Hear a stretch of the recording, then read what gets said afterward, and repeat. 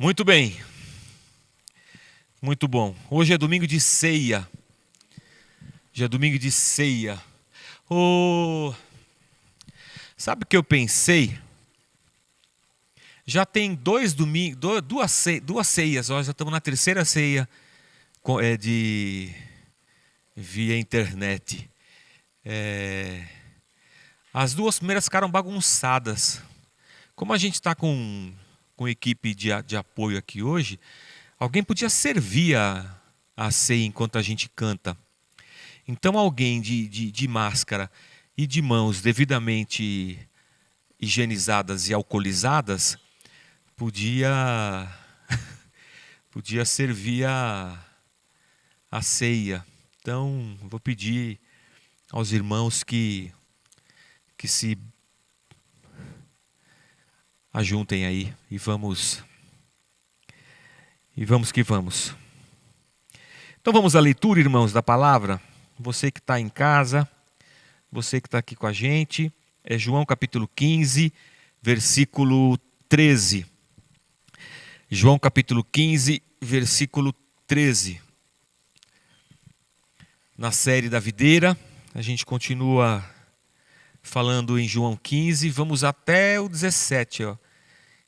Vamos longe. Ué, está tudo certo aqui onde eu estou? Algum problema de iluminação? Não? Você vai arrumar? Então tá bom. Então vamos lá. João 15, 13. Então vamos ler. Ninguém tem maior amor do que aquele que dá a sua vida pelos seus amigos. Vocês serão meus amigos se fizerem o que lhes ordeno.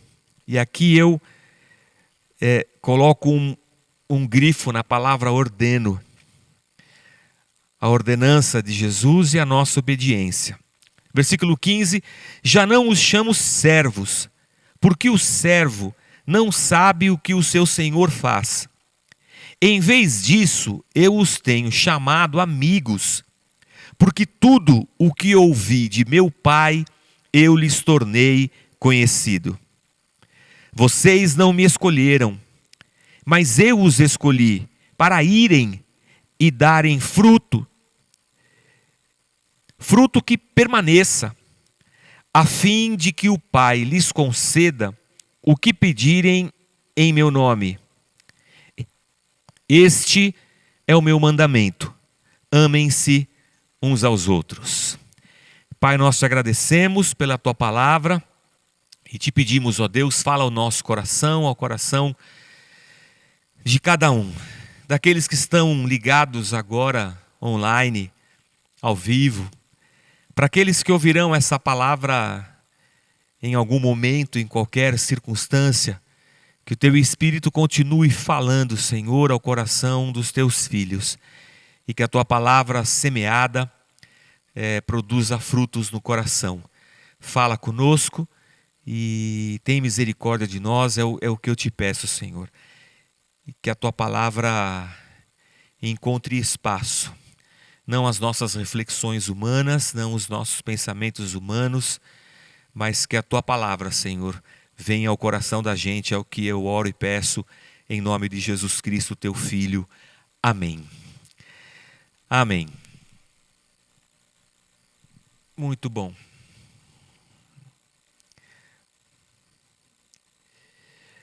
Vocês devem ter percebido que eu não estou usando mais óculos.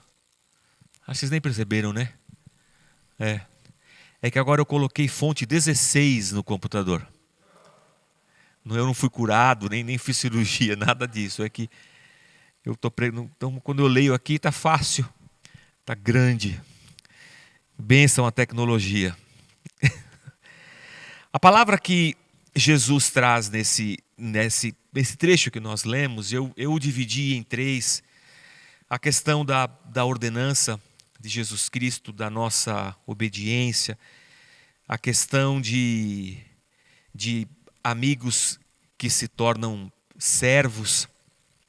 E num momento introdutório agora, eu queria falar com vocês que, apesar de Cristo nos ter comprado com o seu sangue, e essa é a narrativa bíblica, Deus nos comprou com o sangue do seu Filho Jesus Cristo. Então, se fomos comprados,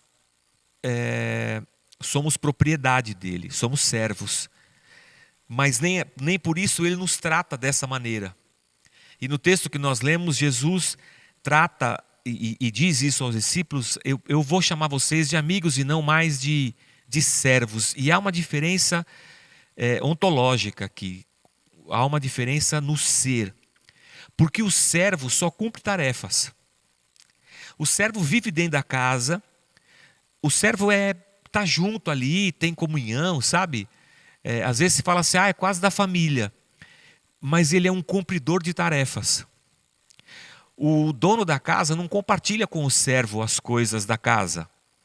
Pensamentos, reflexões, decisões a serem tomadas. O servo só cumpre tarefas, não é parte da família. O amigo, como diz Jesus aqui, e nesse texto especificamente, não só chama os discípulos de amigos, mas também diz que eles estão ligados a Jesus Cristo na videira, ou seja, esses discípulos não são servos, mas são membros da família. Eles estão ligados a Deus e a Cristo. Eles sabem tudo o que o Pai lhes quis revelar. Já não vos chamo servos, porque eu tenho revelado a vocês tudo o que meu Pai me revelou. Então, não somos cumpridores de tarefas, somos participantes de um corpo, e isso nos difere. Não somos mais servos, somos amigos, frutificamos a partir de Jesus Cristo em nós. Frutificamos a partir do Espírito Santo de Deus em nós. E isso nos torna pessoas diferentes, não por nós, mas pela graça de Deus na nossa vida. Nós temos vivido dias hoje de um egoísmo, de um egocentrismo, onde cada pessoa se torna o centro do universo. Cada pessoa correndo atrás do seu sucesso, da sua carreira, da sua vida, e usando o outro nesse sentido. Mas nessa vida de egoísmo, o que nós vemos é uma solidão egoísta. Onde cada um corre atrás da sua própria individualidade, dos seus próprios prazeres. Sou eu a serviço de mim mesmo. E a gente até tem uma expressão popular: se eu não correr atrás das minhas coisas, ninguém vai correr. E esse texto está dizendo para nós que, ele mostra para nós no fato de estarmos ligados à videira e termos que amar ao próximo como a nós mesmos. Isso nos tira desse viver solitário e egoísta, e ele nos lança num universo muito mais amplo. Eu não sou o centro do universo e a minha vida não está limitada a me satisfazer. Na verdade, a comunhão da igreja é uma comunhão em que nós saímos de nós, falamos disso semana passada, saímos de nós e andamos na direção do outro.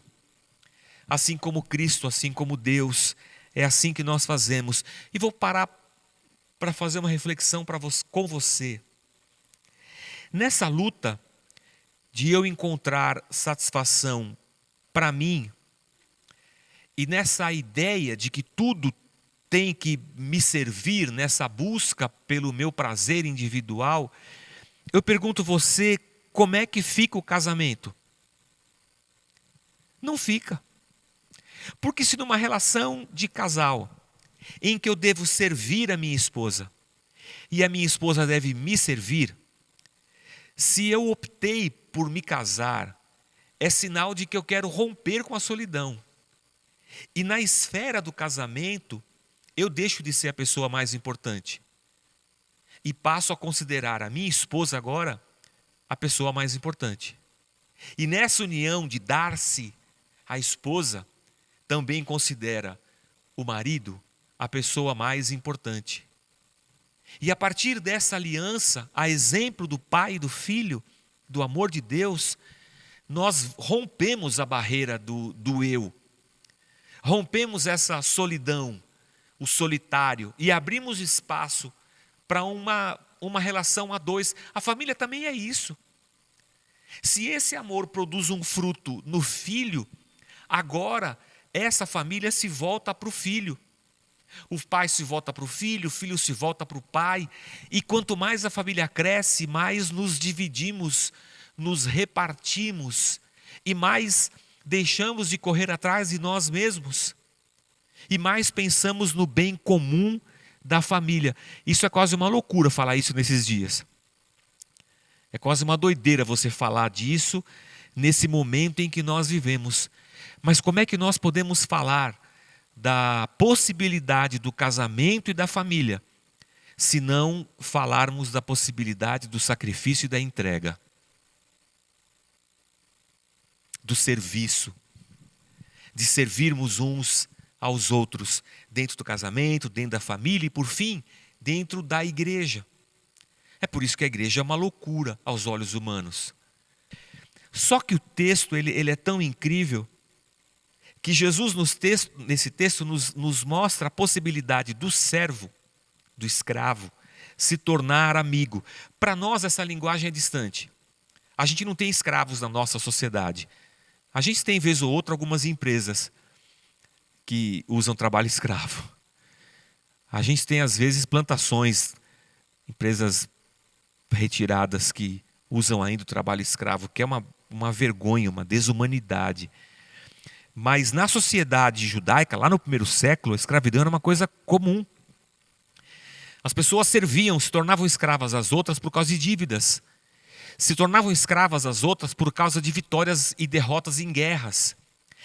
Israel foi escravo no Egito.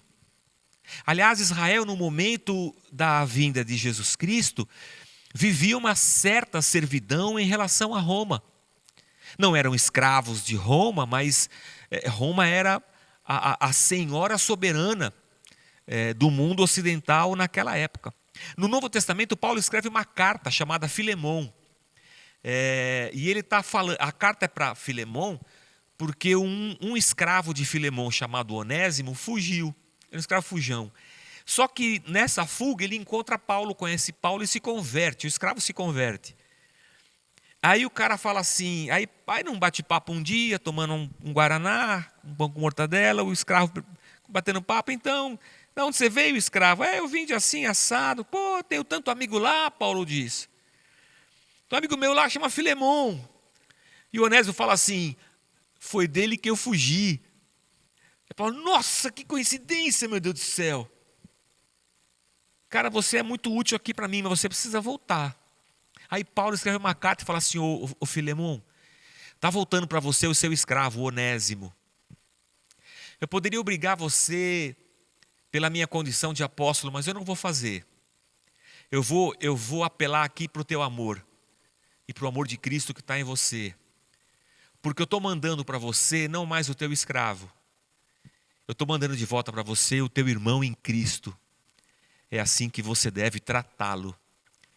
E dessa maneira, a palavra de Deus desmonta a escravidão de dentro para fora, fazendo com que o amor de Cristo nos faça olhar para o outro na mesma direção e com o mesmo amor com o qual o Pai nos tem amado.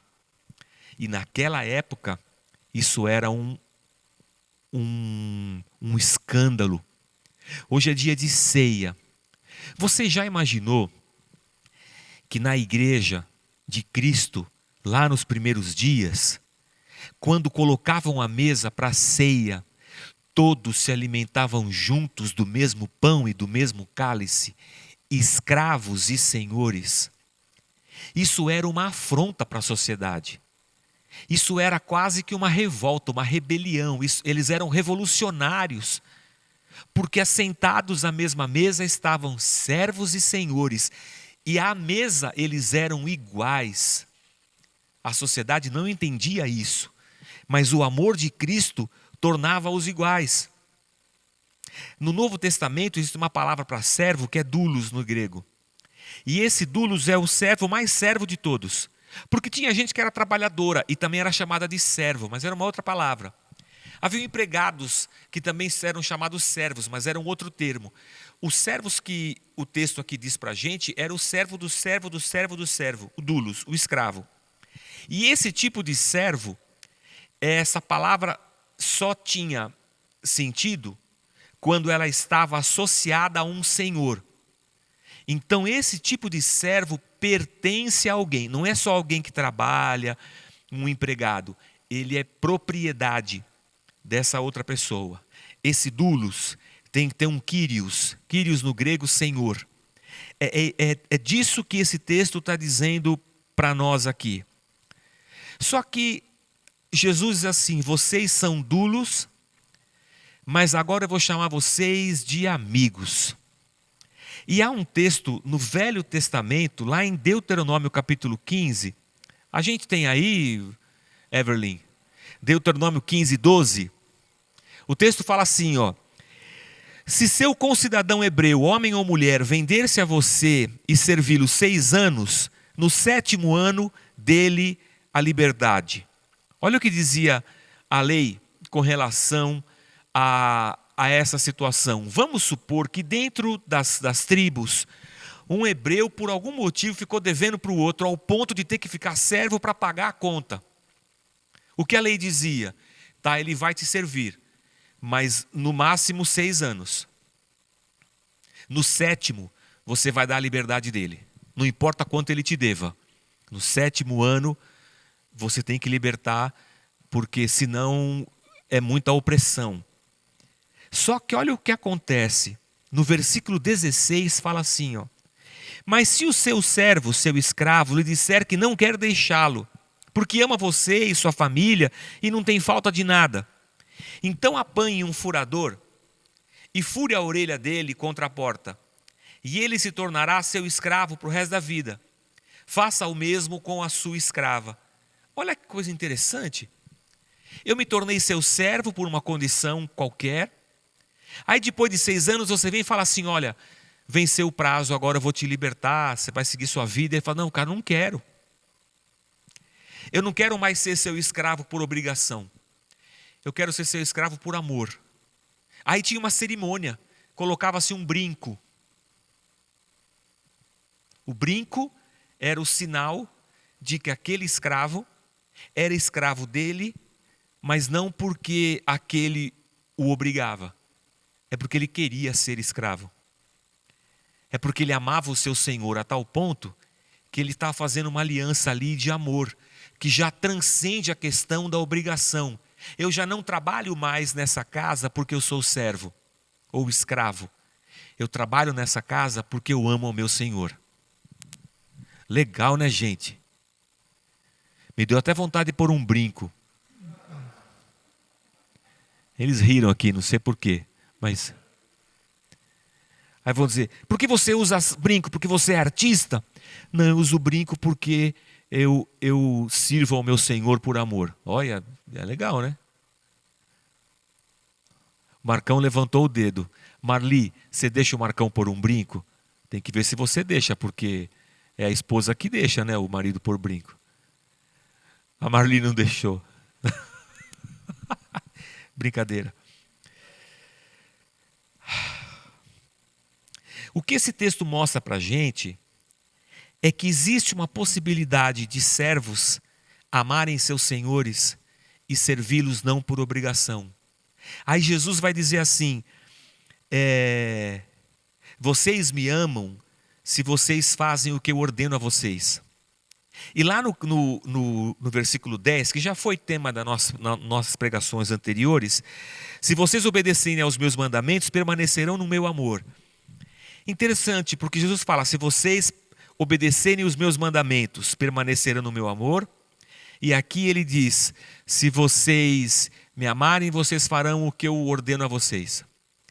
Pô, mas como é que pode ordenança, obediência, andar amalgamada com amor? É uma situação quase impossível. Na verdade, irmãos, nós nos tornamos servos de Cristo por amor. Aí eu fiquei pensando, eu estava tocando caixote aqui, ó. Estava tocando caixote aqui, E me lembrei do dia em que a gente, na cantina da igreja, na cantina da igreja, era a cozinha, né? Isso em 1978, 79. Nós fomos tomar um chá, na cantina da igreja tinha chá e cachorro quente, só. Não tinha mais nada. O chá era sempre de graça e o cachorro quente era um dinheiro. Em 78, eu não lembro que dinheiro que era, não era real. Cruzado Novo, Cruzeiro, qualquer coisa. Mas era um dinheiro e um chá. E de olhando assim, ó, atrás da cozinha tinha um sótão, em cima da cozinha, né, para trás assim. E de olhando assim, nós vimos uma bateria, lá no sótão da igreja. E nós pedimos ao pastor se a gente podia pegar a bateria. E o pastor, meio sem noção, sem saber o que estava fazendo, deixou, obra do Espírito Santo de uma igreja batista, o pastor deixou pegar a bateria, descer, nem sempre aquela bateria estava lá no sótão. E aí a bateria faz parte da minha vida desde 1978, 79. Ninguém me obriga a vir aqui tocar o caixote. Ninguém me obriga a tocar a bateria no culto. Ou tudo que eu fiz de lá para cá foi um desejo, uma resposta de amor, um privilégio. Ninguém obrigou o Henrique a vir aqui hoje tocar violão.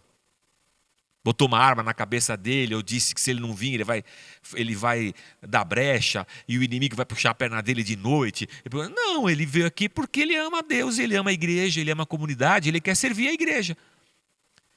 Ele quer tocar. Ninguém obrigou o El. O El já faz meses que está cuidando da nossa transmissão. A gente não está aqui por uma obrigação, a gente está aqui porque a gente quer estar. É fruto dessa nossa entrega de amor a um Deus que nos comprou, que nos tirou do império das trevas, nos comprou pagando o preço de sangue de Cristo, e a gente está aqui, e agora esse Deus que pagou por nós não chama a gente de escravo, chama a gente de servo.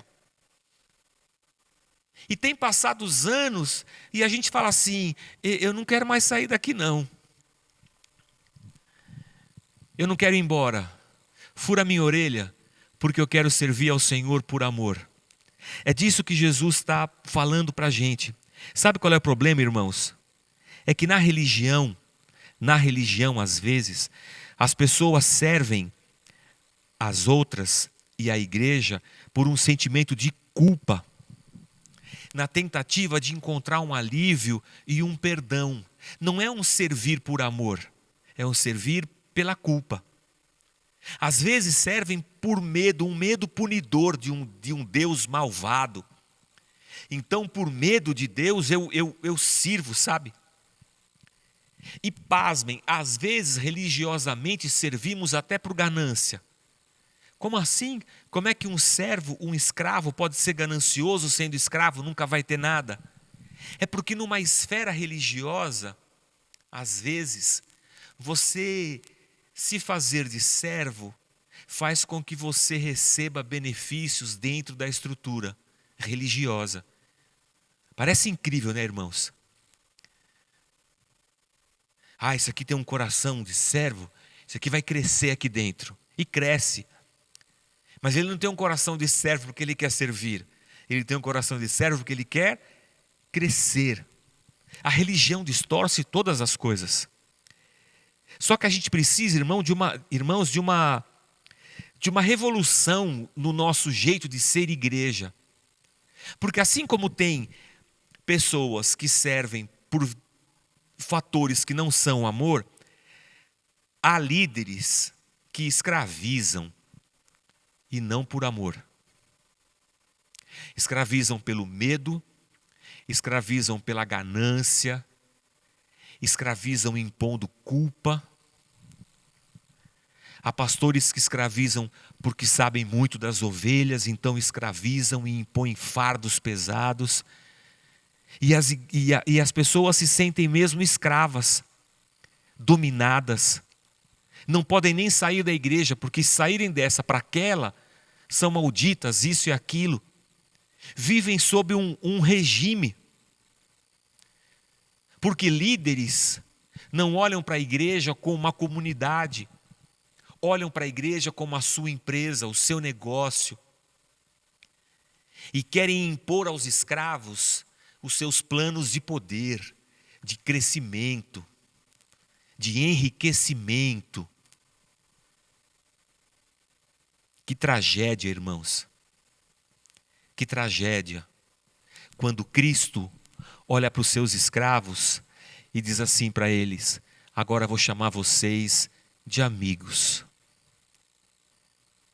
Isso é um tapa na cara de nós, líderes, de nós, igrejas desses dias, que estamos preocupados com pirâmides hierárquicas, com quem tem mais autoridade, com quem tem mais poder, com quem manda, com quem obedece. E Cristo, do alto de todo o seu poder, Senhor sobre todas as coisas, nos diz: vocês são meus amigos. Vocês estão ligados a mim. E eu estou ligado ao Pai. Agora todos estamos ligados nele através do Espírito. As nossas relações de igreja precisam mudar. As nossas relações dentro da igreja devem ser relações de amor e de gratidão, e não de outra coisa. Amor e gratidão. E se você que está assistindo a gente, se você por um instante parar e fizer a seguinte pergunta para você mesmo: por que eu sou servo de Jesus Cristo? E vou até extrapolar essa pergunta: por que eu sirvo a Deus nessa igreja? Se a resposta não for por amor e por gratidão, a gente precisa rever conceitos dentro da gente. Se servimos a Deus por qualquer outra coisa que não seja amor e gratidão, a gente precisa rever. E se houver qualquer medo teu em relação à tua liderança, isso não é o tipo de relação que Deus e Jesus quer para nós, a sua igreja. Agora eu chamo vocês de amigos. Agora, irmãos, tudo é evangelho. Agora tudo é a graça anunciada por Cristo. Às vezes, a gente vive demandas na igreja de líderes que se intitulam sacerdotes e que remontam a sua autoridade falando do rei e do profeta e do sacerdote e do não sei o quê. E hoje a gente vive igrejas que, com perdão aqui, mas é uma mistura de judaísmo com o evangelho que a gente não consegue nem entender. Aí Paulo vai dizer assim para nós, lá em Gálatas, no capítulo 4, versículo 1. A gente está meio no horário avançado, mas eu vou ler Gálatas. Gálatas capítulo 4, versículo 1. Portanto, pensem da seguinte forma. Olha, é assim que a gente precisa ver. Enquanto não atingir a idade adequada, o herdeiro não está numa posição muito melhor do que a de um escravo. Apesar de ser dono de todos os bens, deve obedecer os seus tutores e administradores até a idade determinada por seu pai. O mesmo acontecia com a gente. Só explicando. Não tira não, o Evelyn, pode deixar. Olha que situação interessante. Enquanto o filho do dono é pequenininho, ele não difere em nada do servo, porque ele não manda ainda, não dá ordem nem nada, ele está só lá na casa. Ele é igual ao servo, que também não manda, não dá ordem, está só lá na casa. Mas quando o menino cresce, aí ele se diferencia, porque agora ele pode mandar. O mesmo acontecia conosco. Éramos como crianças, versículo 3. Éramos escravos dos princípios básicos desse mundo, mas quando chegou o tempo certo, Deus enviou o seu filho, nascido de uma mulher e sob a lei. Assim o fez para resgatar a nós que estávamos sob a lei, a fim de nos adotar como seus filhos. E porque nós somos seus filhos, enviou ao nosso coração o Espírito de seu Filho. E por meio dele clamamos: Abba, Pai. Agora você já não é escravo, mas filho de Deus. E uma vez que é filho, Deus o tornou herdeiro dele. Olha que lindo. Paulo vai dizer aos Gálatas que a lei conduziu a vida da gente até que a gente chegasse à maioridade. Os profetas e a lei conduziram a gente até chegarmos no Evangelho. Quando chegamos no Evangelho, fomos adotados como filhos.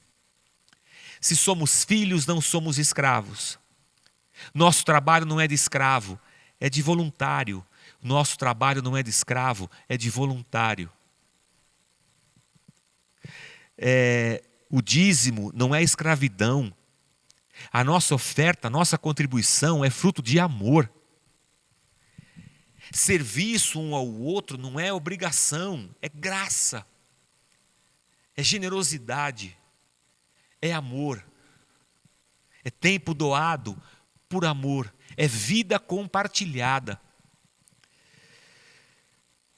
Acho que é por isso que eu vim cantando a música do Amo o amigo em todo tempo e na angústia se faz irmão. É porque servos e irmãos estava na minha cabeça, servos e amigos. Já não vos chamo servos, porque o servo não sabe o que o seu senhor faz. Mas vocês sabem. Meu Deus. Aleluia. Deixa eu tomar cuidado agora com isso. Tomar cuidado. Me entendam. A nossa religião não é uma religião de mistérios. Eu vou ali, falar com o líder e eu pergunto assim: qual é o mistério para hoje? Como se alguém detivesse o mistério e nós estamos na mão desse que detém o mistério. Precisamos dele para que as coisas nos sejam reveladas.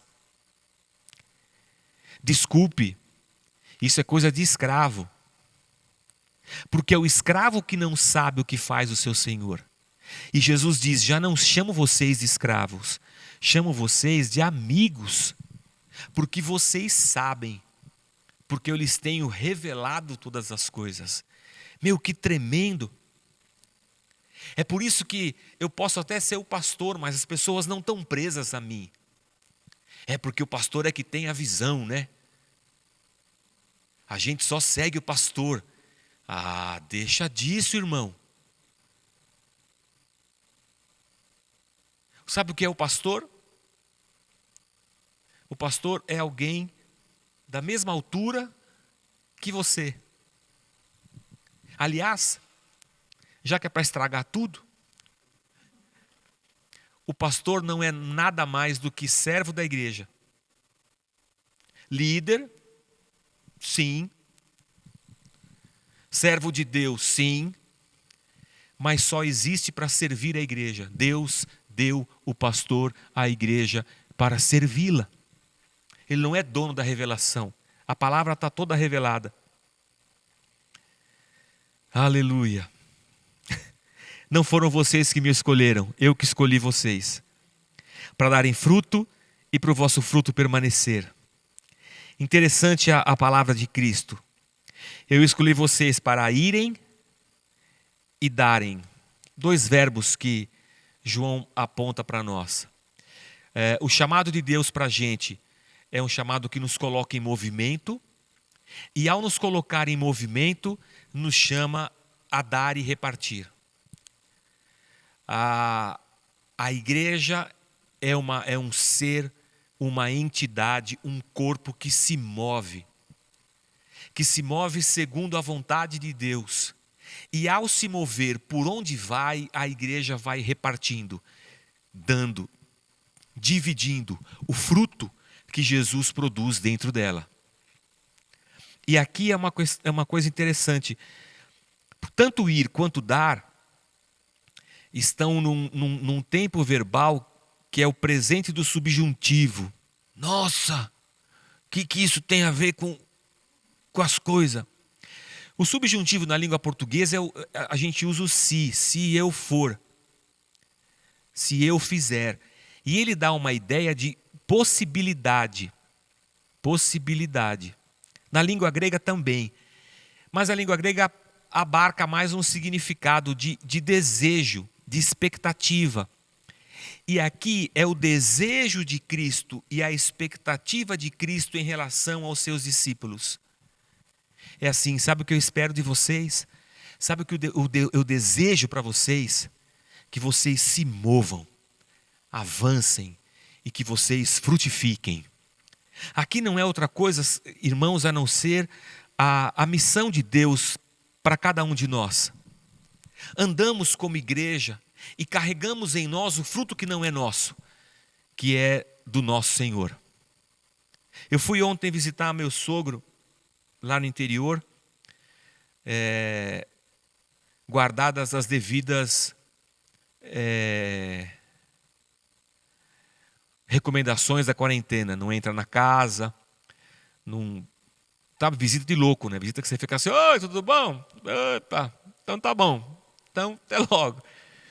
Mas o pé de jabuticaba dele estava apinhado. Não está pronta ainda a jabuticaba. O pé tem que fabricar mais ainda. Mas já estava um grãozinho verde assim, ó. Daqui um mês vai explodir o negócio. É igual, é tipo nós assim. A gente vai andando cheio de fruto que Deus produz em nós. E quando a pessoa olha para nós, fala assim: puxa, ainda bem que é tempo de fruto. Porque eu estou precisando de amor. Ela se aproxima. Estou precisando de graça, de paz. É por isso que Cristo nos chama e fala assim: a minha expectativa é que vocês possam ir e vocês possam frutificar. Esse é o desejo de Deus para mim e para você. No amor de Deus existe amizade, existe alegria. E aí, a terceira coisa que esse texto diz para a gente terminar, é o versículo 12. Meu mandamento é esse: amem-se uns aos outros como eu os amei. O amor já vinha lá de trás, né?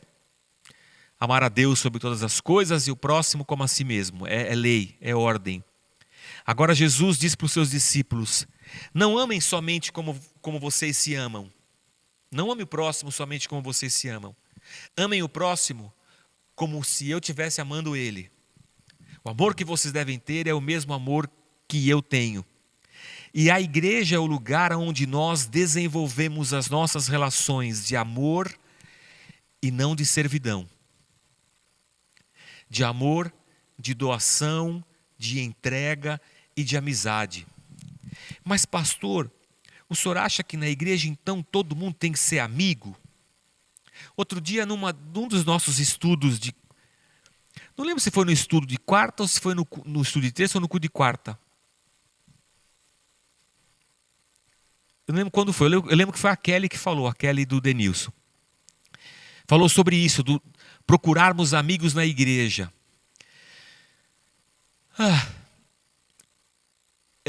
A gente não pode ter amigo no mundo, então?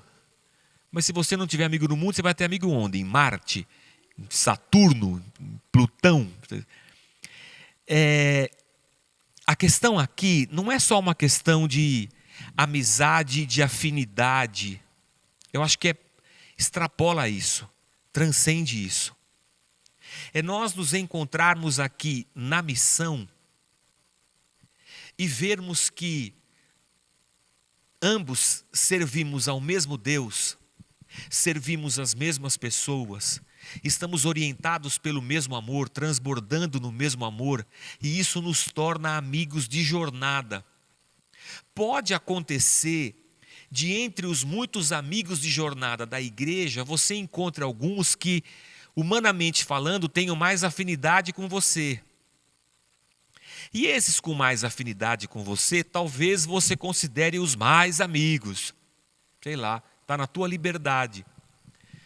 Mas na comunhão do corpo, a gente não encontra opositores, inimigos, a gente não encontra invejosos, a gente encontra gente que comunga do mesmo amor, do mesmo desejo de servir.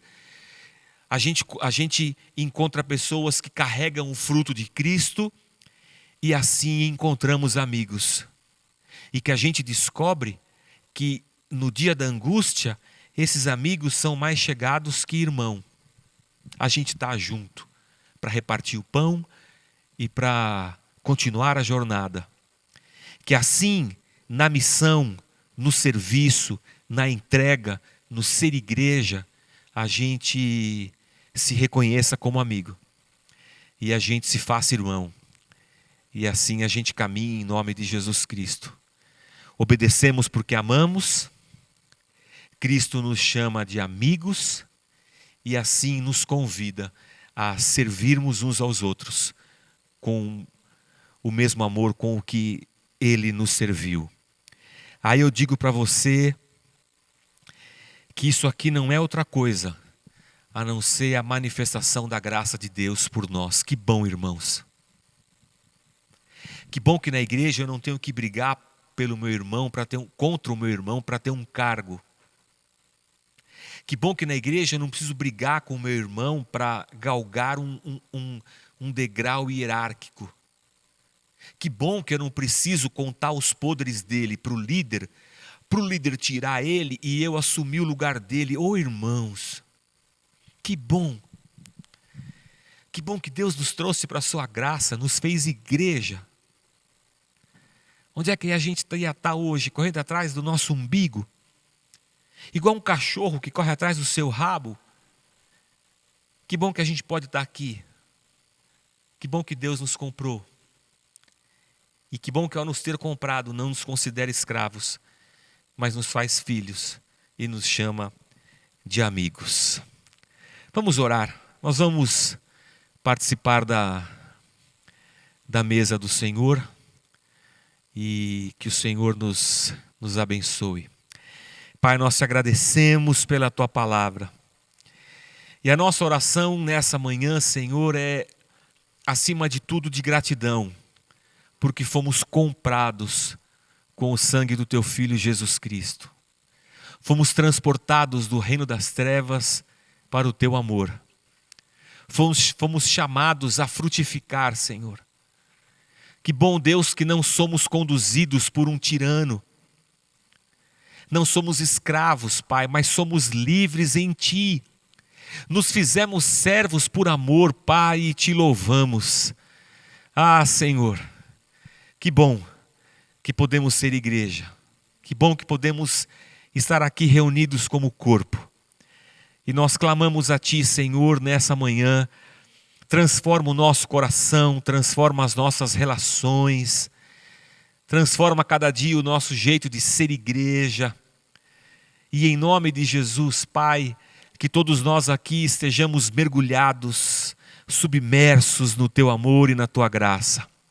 É assim que nos assentamos à mesa hoje, Senhor. Nós aqui e os nossos irmãos em seus lares, nos assentamos à mesa para partir o pão, para beber o cálice e fazemos isso, ó Deus, celebrando o fato de que o Senhor nos comprou e o Senhor nos chama agora à comunhão contigo e nosso coração se alegra, Pai.